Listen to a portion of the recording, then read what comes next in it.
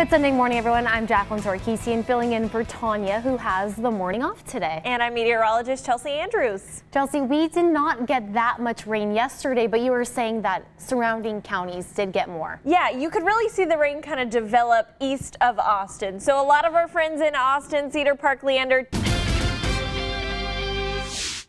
Breaking news this morning, firefighters are at the scene of a house fire in downtown Austin, a few blocks away from the Capitol. The Austin Fire Department says when crews arrived at this two-story home along 17th and New Essex Streets, there was fire coming from the back of it. We do have a crew on the way to the scene, and we'll bring you more later.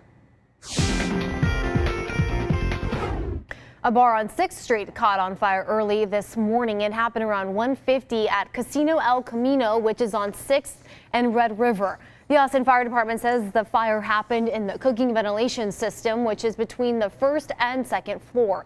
Officials had to quickly evacuate people from the bar as they started battling the fire. Fortunately, firefighters were able to quickly put it out, but it still caused about $20,000 worth of damage. No one was injured. And a murder suspect out of Los Angeles has been arrested in Pflugerville. Authorities tracked him down yesterday afternoon, where he barricaded himself in a house for almost 4 hours. Fox 7 Austin's Natalie Martinez has the story. And a woman has been killed after getting hit by a car in South Austin. Police say the incident happened early Saturday morning on the southbound service road of I-35 between William Cannon and Slaughter. Austin Travis County EMS says the woman was in her 30s. No details were provided. And there was also another deadly auto pedestrian crash yesterday morning. It happened a little after 7 when a man tried to cross I-35 near 290 in North Austin. Medics say that victim was in his 30s. President Trump continues to defend his personal attorney, who is under a criminal investigation. Earlier this month, federal agents raided Michael Cohen's home. The Democratic National Committee has filed a lawsuit against President Trump's campaign, Russia, and WikiLeaks. The lawsuit claims there was a conspiracy to undercut Democrats in the 2016 presidential election. Former First Lady Barbara Bush has been laid to rest after a private funeral yesterday. Hundreds of people attended the service in Houston yesterday to bid farewell to the woman whose life touched so many people. Following that service, a funeral procession was brought for the former First Lady's casket to the George Bush Presidential Library and Museum in College Station. Mrs. Bush was then buried in a family plot beside her daughter Robin, who died of leukemia at the age of 3. Hundreds of people gathered on Saturday not only to mourn the former First Lady, but to remember her legacy. People lined the stretch of George Bush Drive to get a glimpse of the motorcade carrying her casket.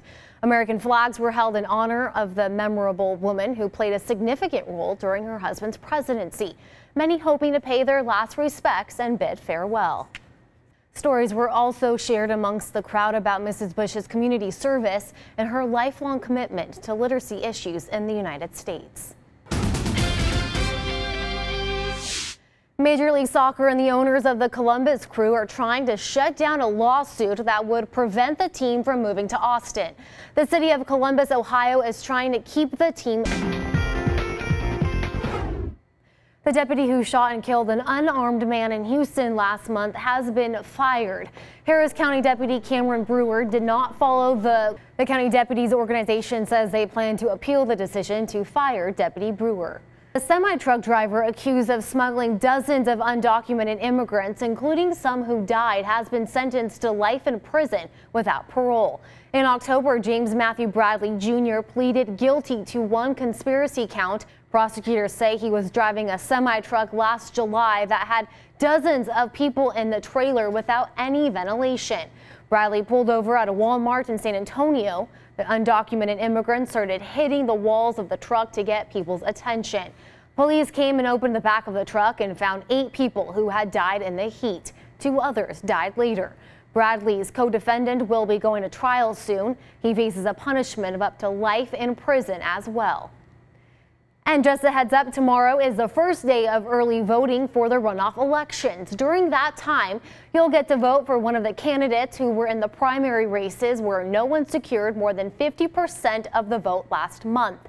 That includes a race to fill the Texas House seat that longtime Representative Donna Dukes lost this year. Early voting runs through Tuesday, May 1st. Then Election Day will be Saturday, May 5th. Don't forget, you will need to bring an approved form of photo ID in order to cast your ballot. That includes a driver's license. You're watching Good Day Austin on Fox 7. The tradition of collecting vinyl records has definitely made a comeback across the country. And there's a company right here in Austin that's doing what they can to keep the tradition going. Fox 7 Austin's Tanya Ortega takes us to Gold Rush Vinyl. So the big question, do records actually sound better? According to Karen, when it's cut from a digital tape, the record sounds exactly the same, but it's those bumps and hisses that make the experience. Breaking news this morning, firefighters are at the scene of a house fire in downtown Austin, a few blocks away from the Capitol. This is a live look at the scene right now at 17th and New Estes Streets.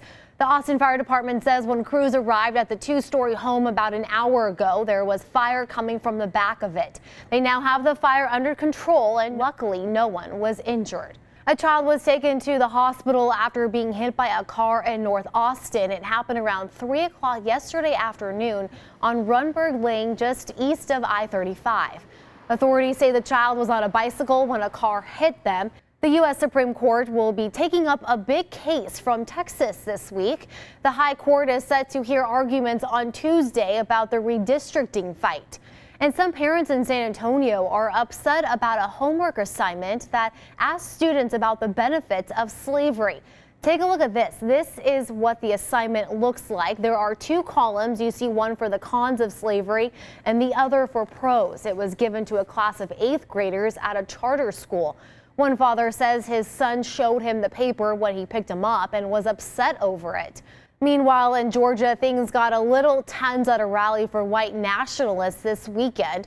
It's a busy week at the White House for President Trump, and we'll also find out who will be selected as the #1 pick in this year's NFL draft. Fox's Mike Cantor has these stories and more in the week ahead. Well, today is Earth Day. This year's theme focuses on ending plastic pollution. Organizations around the world will gather to participate in volunteer projects as well as neighborhood cleanups. A perfect way to celebrate Earth Day is to check out some national parks, and you'll also be able to do so for free thanks to the Being National Park Week. During this week, you'll be able to check out landmarks like the Grand Canyon and Yosemite without paying an admission fee. There will also be a series of special events and free guided tours to mark the occasion. As part of Earth Day, H-E-B will be giving out free reusable bags. It's part of the annual bag giveaway. The bags will feature a special design by a Texas artist, and they are made from 80% recycled plastic bottles. All you have to do is stop by H-E-B today to receive one of those free bags. Only the first one is free, but you'll have the option to purchase more bags for just $1.50 each. And we're in April too, so interesting that we're seeing these cooler temperatures, correct? Yeah, the end. Cooler than average temperatures. Of course, though, you know, next month it's supposed to start getting a little bit warmer, so I think no one is complaining about the fact that we're a little cooler than average. Yeah, we'll take this over what? The triple digits, mosquitoes attacking us. In a few weeks, we'll probably be complaining about how hot it is, so I'm fine with still holding on to the light jacket for these mornings. We're never happy. I know, it's the worst. Thanks, Chelsea. You bet.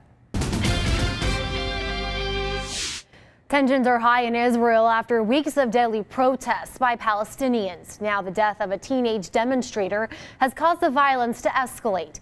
Fox's David Lee Miller is in Jerusalem with the latest. Kidnappers are demanding money from parents, but it's all part of a scam. Fox's Matt Morrow has more with the story.